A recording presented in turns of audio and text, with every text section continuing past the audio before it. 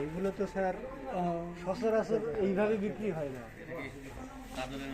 এটা একেবারে চোরাই ভাবে বিক্রি হয়, বেচা কিনা চলে এগুলো।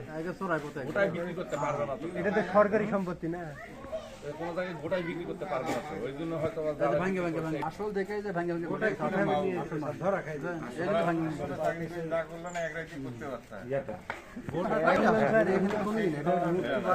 পাথরটা তো কাজ করবে না, ভাঙ্গে ভাঙ্গে তো কাজ করবে, কি করবে?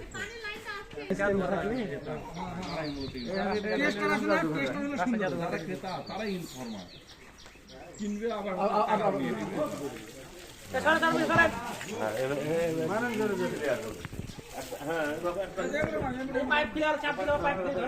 ভালো বাধা লাগবে